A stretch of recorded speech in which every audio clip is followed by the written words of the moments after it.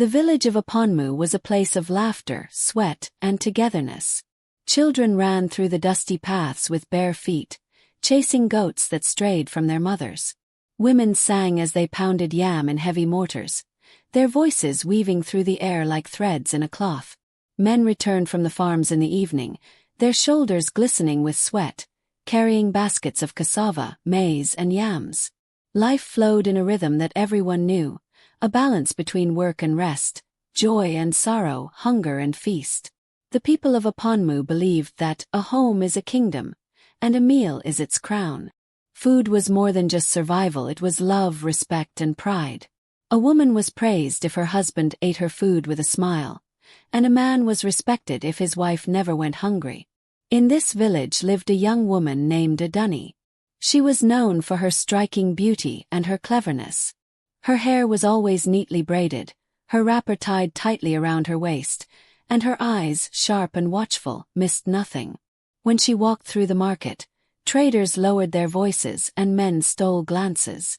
But Adunni was not known only for her beauty. She had a strange air about her, as though she carried secrets that no one dared to ask about. Her husband, Adewale, was a strong farmer with a laugh that once shook the air like thunder. People said he was blessed, married to such a woman and father to 2 children who ran like healthy deer through the village square. Together they looked like the picture of joy.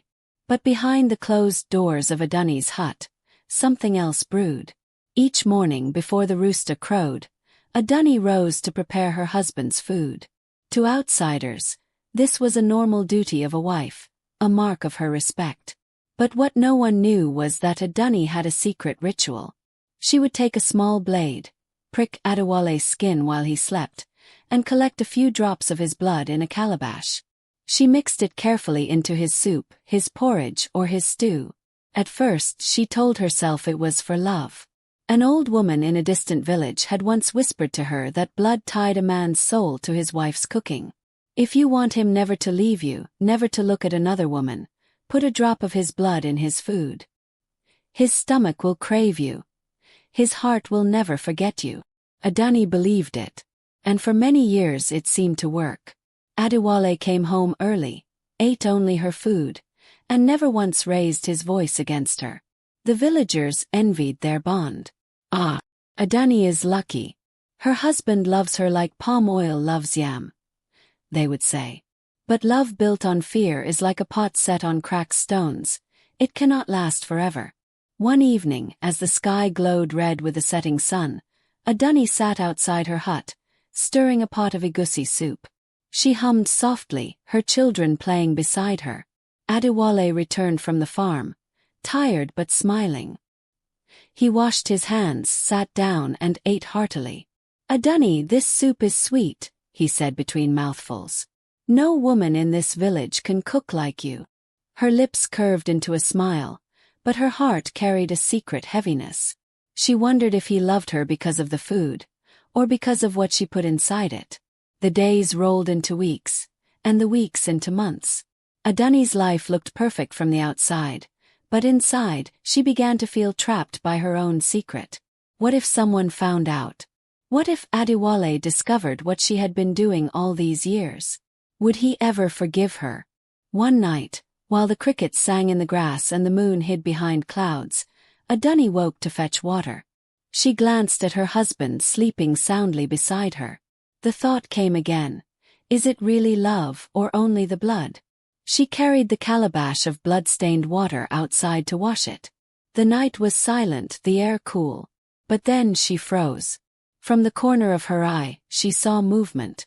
An old man, tall and bent with age, was watching her from under the twisted iroko tree near her hut. His eyes glowed faintly in the dark. She dropped the calabash, and it shattered on the ground, the red-stained water spilling like a wounded stream. Her breath caught in her chest. The old man did not move closer, but his voice carried across the quiet night. Adunni, he said slowly, how long will you continue feeding your husband with his own blood? Her heart pounded so loudly she thought it would wake Adewale inside. Who are you? She whispered. The old man smiled faintly, his teeth white against the darkness. The one who sees what others pretend not to see. And I tell you, woman, there is a day coming when your secret will break open like a calabash dropped on stone. Before she could reply, the old man turned and melted into the night, leaving Adunni trembling, staring at the broken pieces of calabash at her feet. And in that moment she knew. Something shocking was waiting just ahead. The following morning, Adunni tried to brush off the memory of the old man under the iroko tree. She told herself it must have been a dream, the kind of thing the night plays on a weary mind. But deep down, she knew it had not been a dream. She remembered too clearly the sharpness of his voice, the glint of his eyes, and the way he had spoken her name without hesitation. She moved about the compound restlessly, sweeping the yard, fetching water, and grinding pepper with more force than usual. Her 2 children, Sod and Cunnel, watched her curiously. "Mama, are you angry?" Sod asked, holding a small doll made of palm fronds. "No, my child," Adunni answered quickly, forcing a smile. "Go and play." But her hands trembled slightly as she returned to her cooking. By afternoon, the air in the village grew hot and heavy. The sun pressed down on the earth like a stubborn hand. Adewale came home earlier than usual, his brow shining with sweat. "Adunni, bring water," he said, sitting heavily on a stool. She poured him some, her eyes never leaving his face. He looked tired, more tired than usual. His shoulders sagged, and his laughter was missing. "Are you well?" she asked, her voice tight. He nodded slowly, gulping down the water. "It is just the farm work. The soil is harder this year. My body feels weaker than before." Her heart skipped. 4 years he had eaten her food without question, and for years she had added drops of his blood. But now, was his weakness because of her secret? That night she prepared his favorite meal, yam pottage with palm oil and vegetables. As usual, she pricked his finger while he slept and mixed the blood into the food. But for the first time, guilt stabbed at her like a thorn in her chest. She remembered the old man's words. "There is a day coming when your secret will break open like a calabash dropped on stone." Still she served the food. And still, Adewale ate without suspicion. The next few days brought no peace. Adewale grew weaker, his steps slower, his laughter shorter. He no longer played with the children in the evenings. Villagers noticed. "Ah, Adewale, you are losing your strength. Are you ill?" they asked. He only smiled faintly and shook his head. But at night, when everyone slept, Adunni heard him coughing softly, a dry, painful sound. She lay awake, staring into the darkness, her mind heavy with fear. One evening, as she fetched firewood from the forest edge, she heard whispers behind her. She turned quickly and saw 2 women from the village, Kike and Mornike, watching her closely. When they noticed her gaze, they pretended to laugh and continued plucking firewood, but Adunni's heart raced.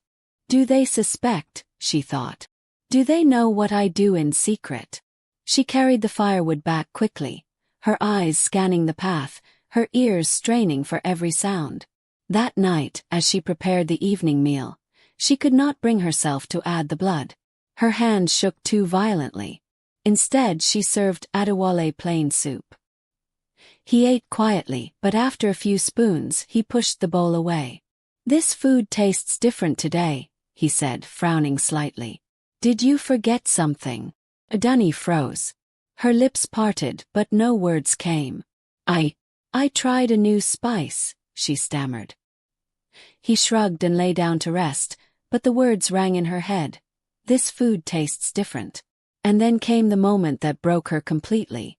Adewale, lying on the mat, turned to her with weary eyes and said, "Adunni, sometimes I feel as if my body is being drained, as if something inside me is slowly leaving every day. Tell me, are you hiding anything from me?" Her throat tightened. She wanted to deny it. She wanted to say, "No, never." But her tongue felt heavy, and her chest pounded.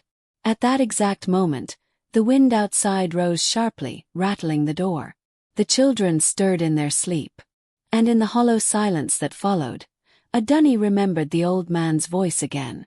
Your secret will break open like a calabash dropped on stone.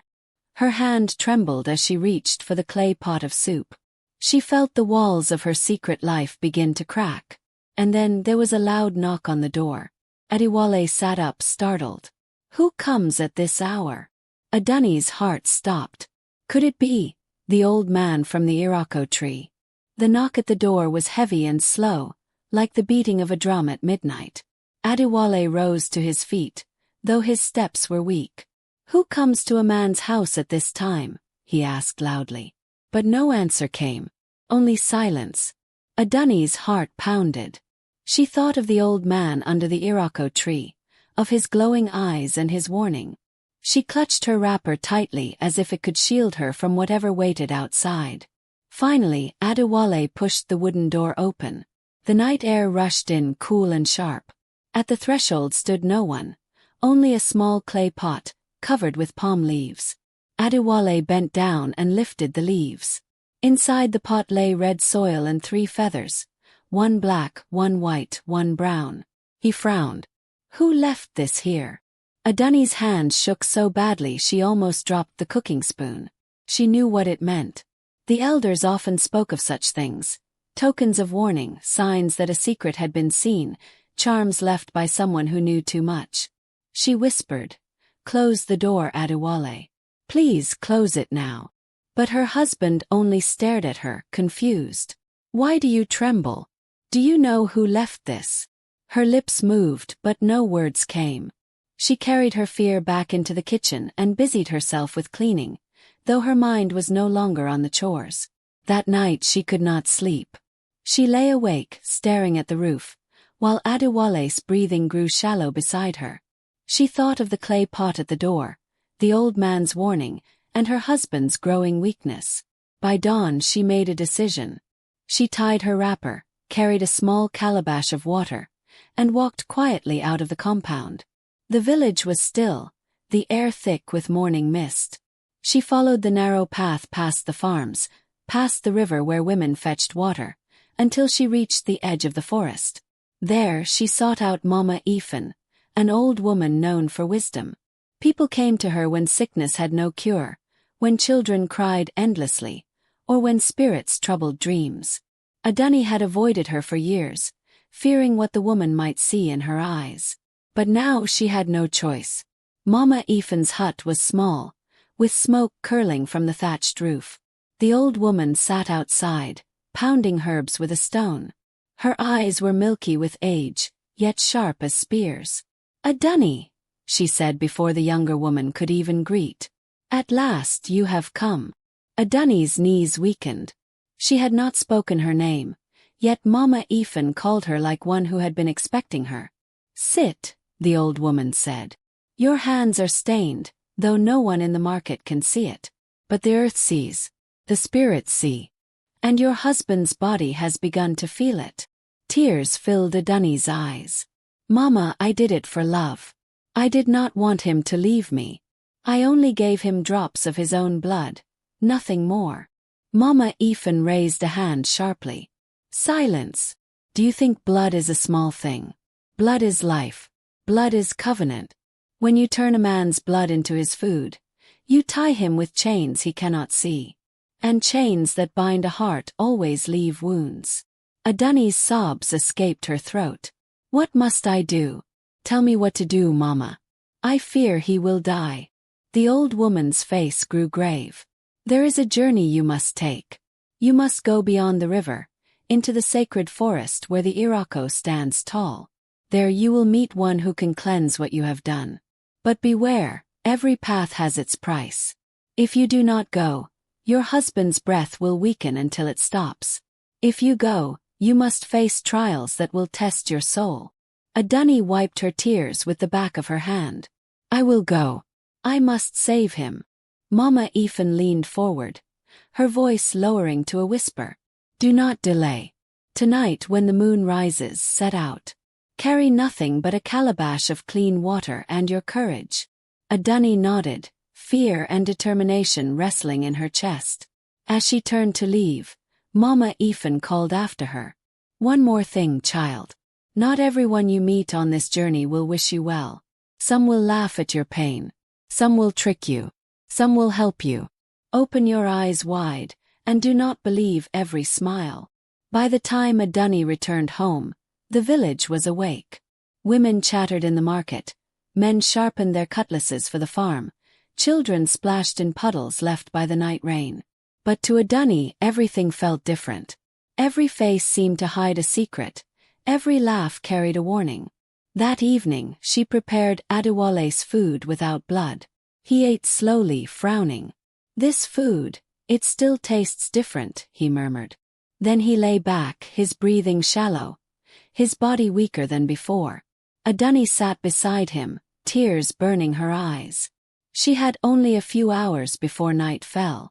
The moon would rise, and with it, her journey would begin. And as darkness spread over the village, a strange sound drifted through the air. A deep, distant drumbeat from the forest, calling her name in silence. Adani clenched her fists. The journey had begun. The moon rose slowly, bright and full, hanging like a silver lamp in the dark sky. Shadows stretched long across the village, and the cool night air carried the distant sound of drums. Adani wrapped her wrapper tightly, filled a small calabash with clean water, and slipped out of her compound.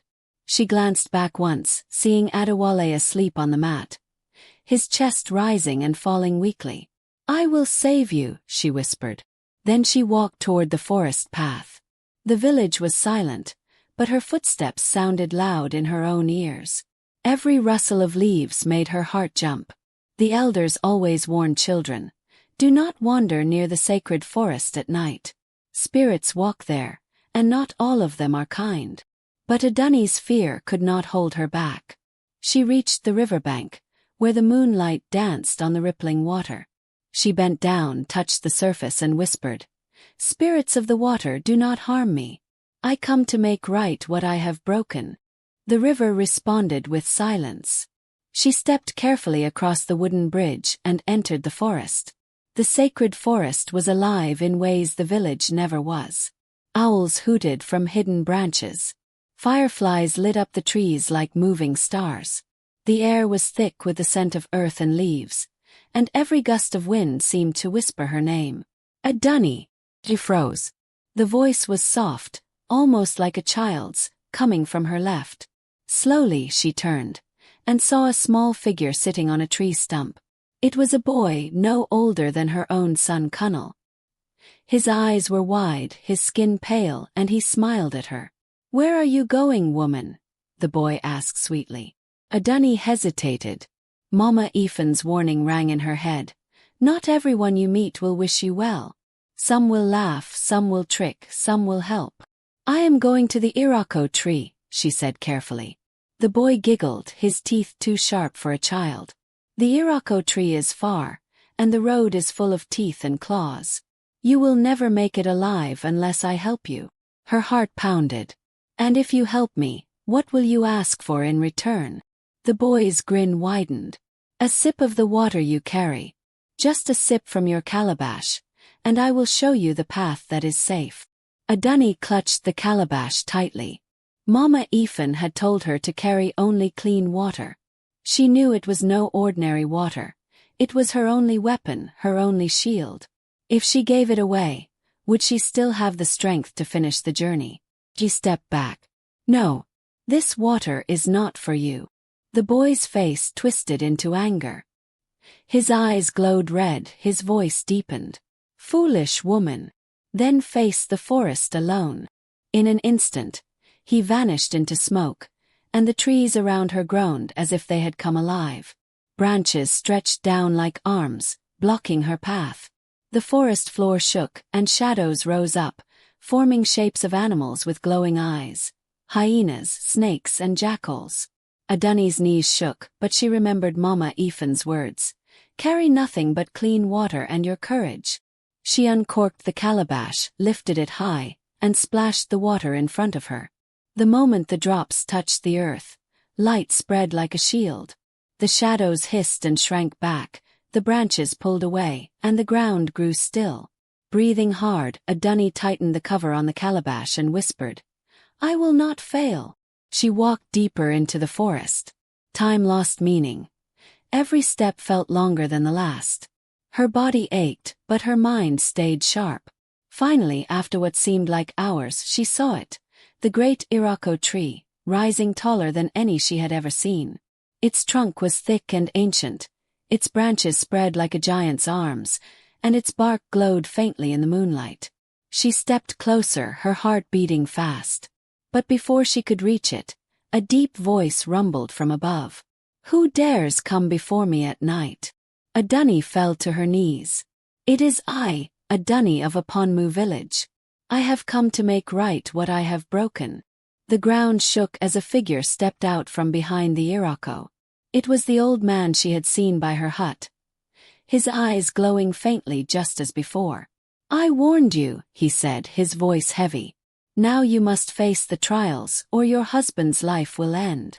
A dunny's tears ran down her cheeks. "I am ready. I will do whatever it takes."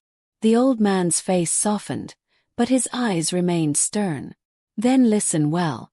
You will face 3 trials. Each one will test your soul. If you fail even one, your husband's blood will not return to him, and your house will fall into ruin." Her chest tightened. "What are these trials?" The old man pointed to the base of the Iroko tree, where a dark opening yawned like a mouth. "Enter, and you will find the first." A dunny swallowed hard, clutching her calabash. The air grew colder, the night more silent. She knew there was no turning back.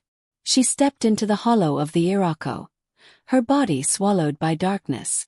And as the shadows closed around her, a voice whispered from within. "Let us see if your heart is stronger than your fear." The hollow of the Iroko swallowed a dunny whole. Darkness pressed around her like thick cloth, and the air was damp and heavy. She gripped the calabash tightly, her breath loud in her ears. Her feet touched soil that felt alive, shifting slightly as if it wanted to swallow her. Then a faint glow appeared ahead. She followed it, her steps careful, until she entered a wide chamber beneath the tree. Strange symbols glowed on the walls, and in the center of the room was a low stool. Upon it sat a woman, her face hidden by a veil of smoke, her body tall and commanding. "A dunny," the woman's voice boomed, though her lips did not move. "You seek to undo what you have done. But blood calls for blood, and a heart tied in secrecy must pay its price." A dunny dropped to her knees. "I beg you, Great One, show me the way. I was foolish, I let fear guide me. I only wished to keep my husband's love." The woman's veil shifted, and for a brief moment, a dunny thought she saw her own reflection staring back. Her eyes, her mouth, her very face. She gasped. "Your first trial," the woman said, "is to face yourself. Tell me, a dunny, why did you feed your husband with his own blood? Was it for his good, or for yours?" A dunny's throat tightened. She wanted to say, "For him," but deep inside she knew the truth. Her hands trembled as she spoke. "It was for me," she whispered. "I feared he would leave me. I feared he would love another. I did not trust in my worth, so I forced him to stay." The veiled woman's voice softened. "At last you speak truth. But truth is only the beginning. Will you drink of your own shame as you made him drink of his blood?"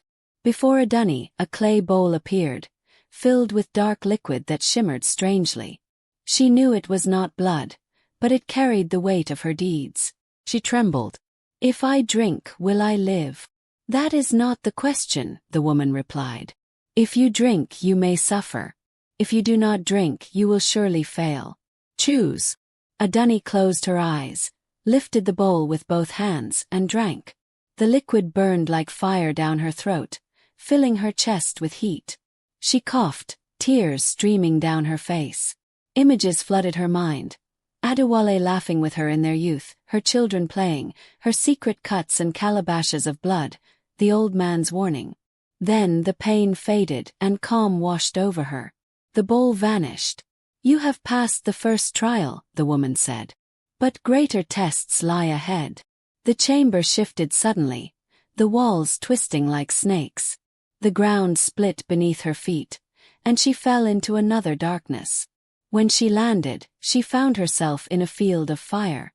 Flames roared all around, but they did not burn her. In the center of the flames stood 3 figures: her husband Adewale, her daughter Saad, and her son Kunal. They stretched their hands toward her, their voices echoing. "Save us, Mama! Save us!" Adani cried out, rushing forward, but each step brought her closer to the flames. She stopped, fear gripping her heart. If she chose wrongly, she might lose one of them forever. From the fire a deep laugh rose. The old man's voice echoed. "Second trial, Adani. Who will you save if you can only choose one? Your husband, the man you bound in secret chains? Or your children, who carry your blood and your future?" Her heart broke. She looked at Adewale, his eyes filled with pain, then at her children, their faces innocent and frightened. Tears streamed down her cheeks. "How can I choose? They are all my heart." The voice thundered again. "You must choose, or the fire will take them all." Adani fell to her knees, clutching her calabash. The weight of her guilt pressed harder than ever. She had brought her family to this point. She had chained her husband. She had endangered her children. But then, something stirred within her. Mama Ifan's words returned. "Not everyone you meet will wish you well. Open your eyes wide, and do not believe every smile." She realized then, the fire, the voices, the choice, this was a trick. A test of her wisdom, not her love. Adani rose slowly, her tears still flowing but her voice steady. "I will not choose. My family is one. If you want them, you must take me instead." The fire hissed, the laughter roared louder, then stopped suddenly. The flames vanished, leaving her standing in silence. Her husband and children were gone, but the air felt lighter. And before her, a stone door appeared, glowing faintly. On it was carved a single sentence: "Love is not chains but sacrifice." She stepped forward, touching the door. It swung open slowly, leading into deeper darkness. And there, waiting beyond, was the old man from the Iroko tree. His eyes glowing. "You have passed 2 trials, Adani," he said. "But the last will break you, or save you." Her chest rose and fell quickly. "Tell me what it is." "I am ready." The old man raised his hand, and in his palm appeared a sharp blade, dripping with something red. He held it out toward her. "For the final trial," he said, "you must cut away the bond you created with your husband's blood. But know this, if you succeed, he may never look at you the same again. And if you fail, he will die." Adani's heart pounded in her chest. She reached for the blade, her hands trembling. And then she heard Adewale's weak voice echo faintly in the darkness. "Adani!" Her tears fell freely. She knew the hardest test was before her. The blade in the old man's hand gleamed faintly, though no light was in the chamber. Its red drip echoed on the ground with a sound too heavy to be just liquid. It was as if each drop carried the weight of a heartbeat. Adani's hands shook as she took it. The coldness of the iron seeped into her skin, sending shivers down her arms. The old man's eyes bore into her. "You bound him with blood. Now you must cut the bond. But know this, Adani. To break chains of spirit, you must cut deep into your own flesh, not his." Her mouth fell open. "My own flesh?" "Yes," he said slowly. "Because it was your fear, your greed, and your secrecy that bound him. The chains were born from your heart, not his." Adani's chest rose and fell quickly. She thought of Adewale lying weak on the mat, his laugh gone, his body fading. She thought of her children, Saad and Kunal, who needed their father. She thought of the woman she had become, hiding behind blood and secrecy, instead of standing in trust. She gripped the blade tighter, tears streaming. "If I cut, will I die?" The old man's voice was calm. "Perhaps. Or perhaps you will live but never be the same. That is the weight of truth, Adani. That is the price of love." Her knees gave way, and she fell to the ground, sobbing. I cannot do this." The darkness around her grew heavier, pressing on her chest, squeezing her lungs. She felt her strength slipping away. For the first time in her life, she truly believed she might die. This was her darkest moment. Her voice broke in the silence. "Spirits, forgive me. I only wanted to be loved." Suddenly the chamber shifted. The ground beneath her became water, and she found herself kneeling on a still pond. In the water's surface, she saw her reflection, thin, tired, with hollow eyes. Behind her reflection appeared another face. Adewale's. His lips moved, and though the sound was faint, she understood. "You were always enough, Adunni. You did not need chains to keep me." Her sobs grew louder. She lifted the blade with trembling hands, pressed it to her arm and whispered, "If this is the only way, let my blood wash away the wrong." The blade cut into her flesh. Pain shot through her, sharp and deep. Her blood dripped into the pond, spreading in red circles across the water. The chamber trembled, a low rumble filling the air. The old man's voice thundered, "So you choose sacrifice?" Her vision blurred. She felt weak, weaker than she had ever been. Her body swayed, and she nearly dropped the blade. She wondered if this was her end, if her children would grow without their mother. But then something strange happened. The blood that spread into the pond began to glow.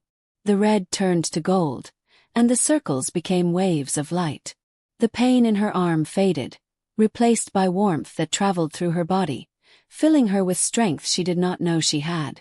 The old man stepped forward, his eyes no longer harsh but kind. "You have faced truth, resisted deceit, and embraced sacrifice. You have passed the final trial." The blade vanished from her hands. The chamber of darkness dissolved, replaced by the soft glow of dawn. She was outside again at the foot of the irako tree. Birds were chirping, and the forest no longer felt hostile. Adunni looked down at her arm. The wound was gone, replaced by a faint golden mark shaped like a circle. The old man stood beside her, his form beginning to fade with the morning light. "Return to your home. Your husband will rise with the strength that was drained from him. But remember, Adunni, love built on fear will always collapse. Love built on truth and sacrifice will last." Her lips trembled. "Thank you." The old man gave her one last look. "You are no longer the woman who came into this forest. Go now before the sun climbs too high." With that, he disappeared like smoke in the wind. Adunni rose, weak but determined. She began the long walk back to her village, her calabash empty but her heart strangely full. The path seemed brighter now, but in her chest fear lingered. Would Adewale forgive her if he ever knew? Or would the truth shatter their home? When she reached the river, the sun had risen. She crossed the bridge, her eyes fixed on the smoke rising from her village. Each step felt heavier as she neared her compound. The children were outside, their faces tired but hopeful. When they saw her, they ran to her, clinging to her wrapper. "Mama! Papa is stirring!" Kunal shouted. Her heart jumped. She rushed inside, and there lay Adewale sitting up weakly, his eyes clearer than before. He looked at her with a faint smile. "Adunni, I feel as though a heavy load has been lifted." Her breath caught. Tears filled her eyes.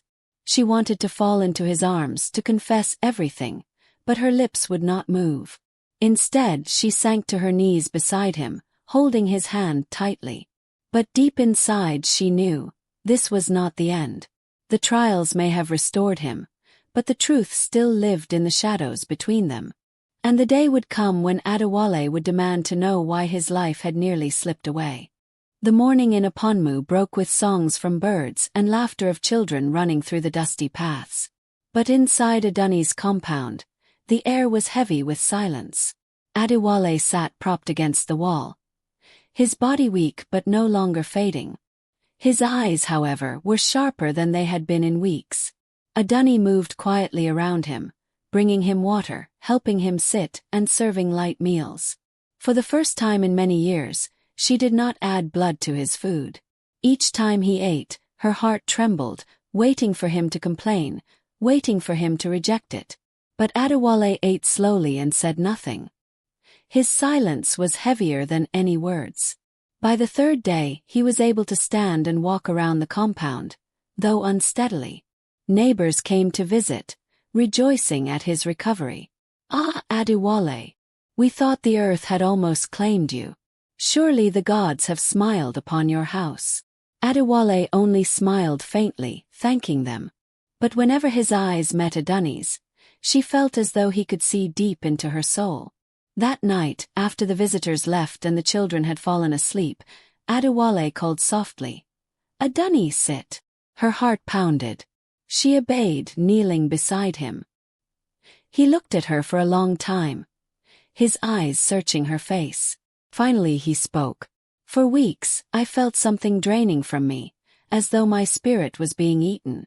But suddenly I felt a release, as if chains had fallen off. Tell me, Aduni, what happened?" Her throat tightened. She could no longer hide. The old man's words echoed in her mind. Love built on fear will always collapse. Love built on truth and sacrifice will last. Her eyes filled with tears. She clasped her hands together. "Adewale, forgive me. For years I added your blood to your food. I was told it would bind your heart to me, so you would never leave me. I was foolish. I thought I was protecting our love, but instead I chained it." Adewale's face froze. His lips parted slightly, but no words came.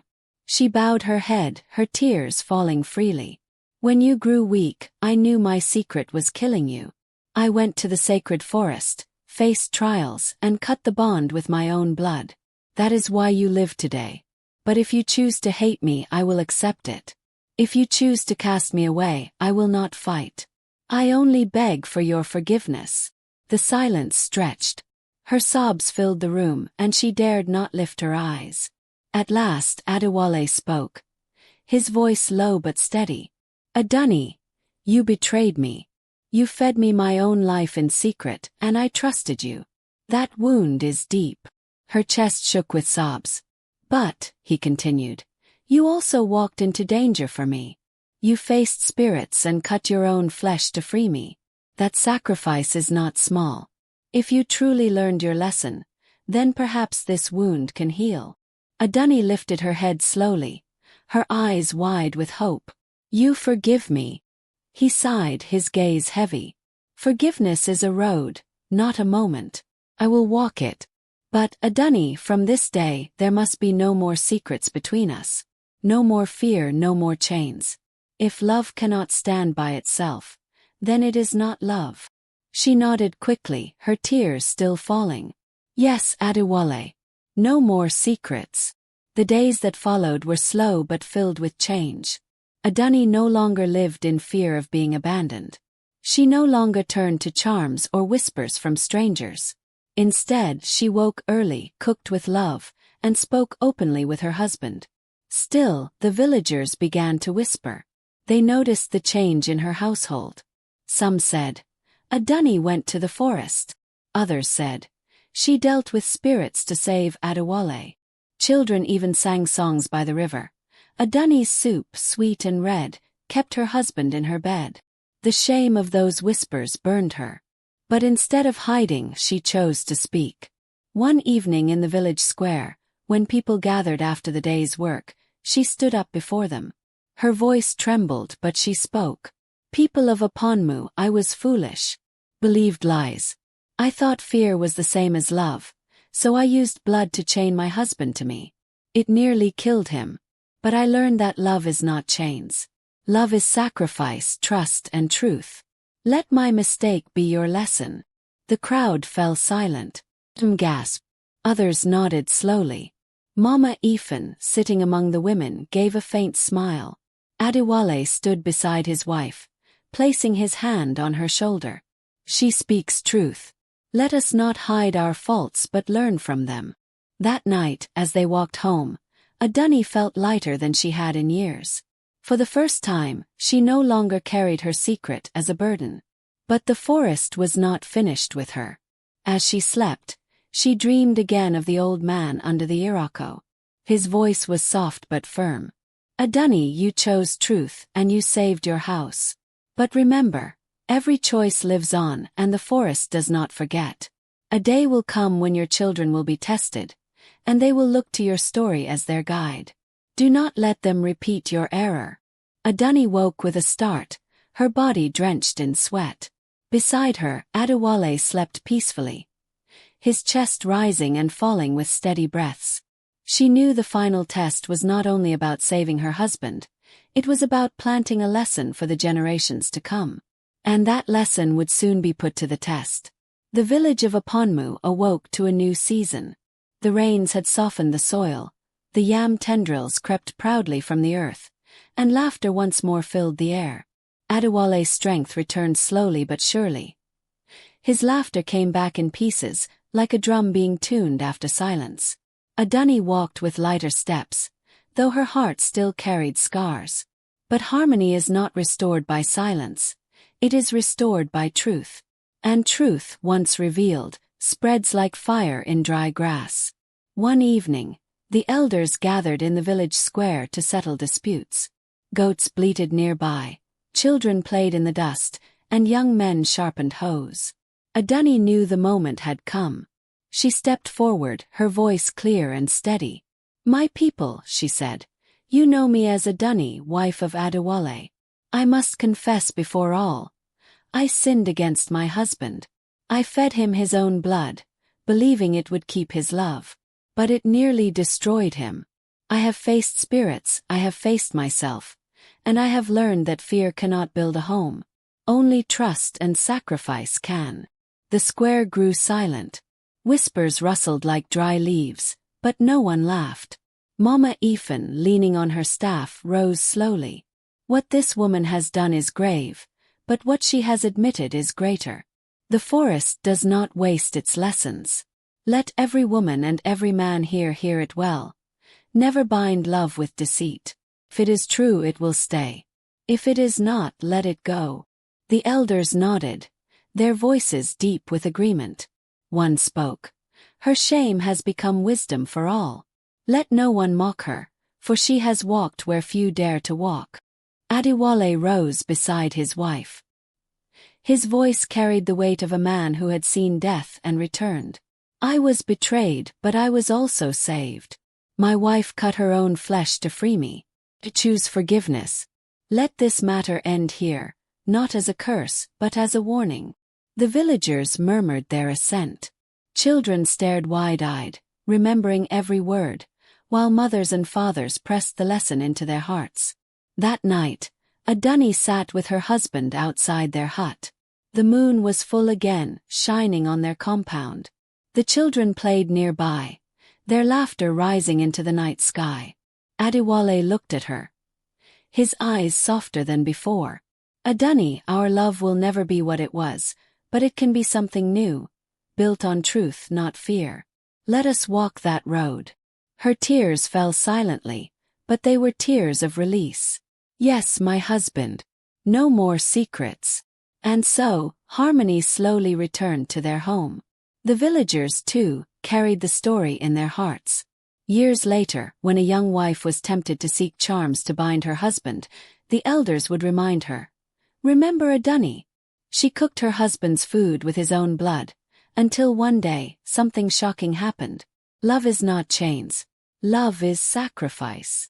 The children who had once sung mocking songs grew up to teach their own children that trust is stronger than fear. The forest, satisfied with the price paid, fell quiet again, though the Irako tree still stood tall, watching. And Adunni, though scarred by her choices, lived to see her children grow, wiser than she had been. For in the end, the greatest lesson was not about blood, nor fear, nor even spirits. It was this: true love cannot be forced, must be free.